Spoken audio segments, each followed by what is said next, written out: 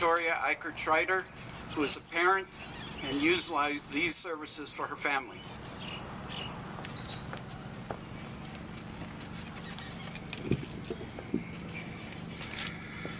My children, our children, had no choice regarding the conditions or disorders that they must live with.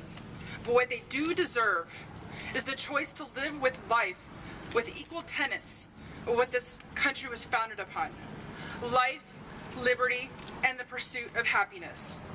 But liberty, in regards to where they can go and what they can do, is being threatened by these cuts. Happiness, without a doubt, turns into depression as they are trapped in homes with no community or job supports. And life?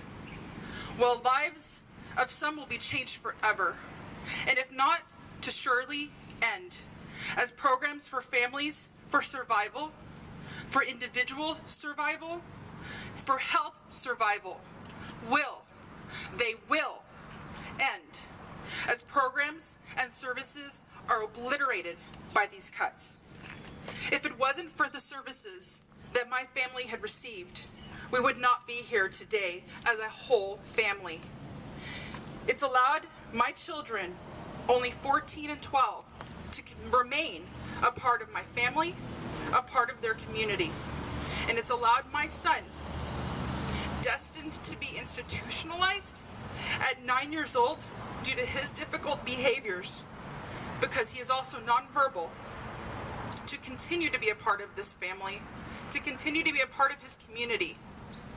If it wasn't for these services, who knows where he would be and who knows where we would be. Someone needs to stand up and give a voice to my children and to everybody like them. And that is what the ARC and the United Cerebral Palsy are doing for us right now. And I thank them from the bottom of my heart. Victoria, can I ask you a quick question? I know as a mom, I have 2 young boys. Cutting this program, literally, how will it change your life the next day? For your son who really needs the help, both of them, but more one in particular.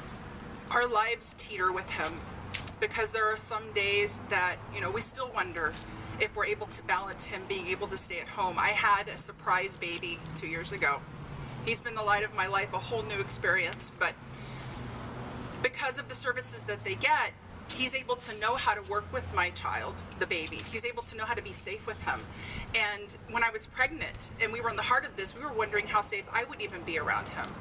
But we've been able to reduce some of his behaviors. They're still not 100% gone.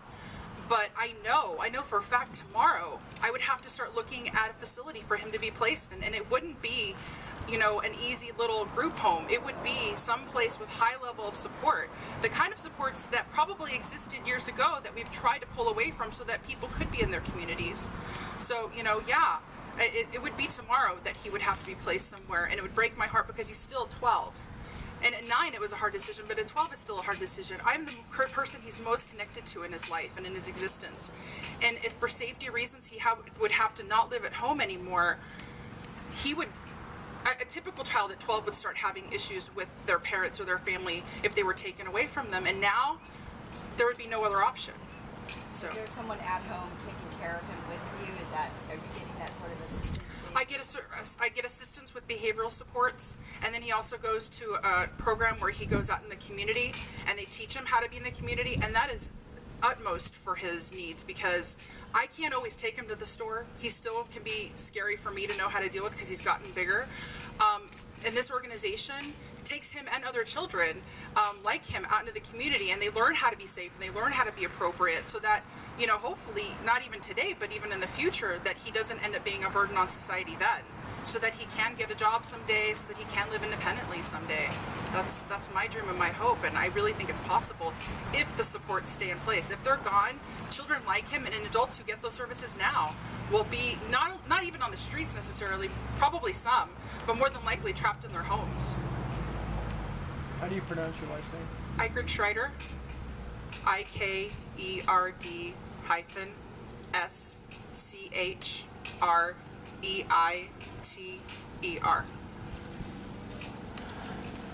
And what's your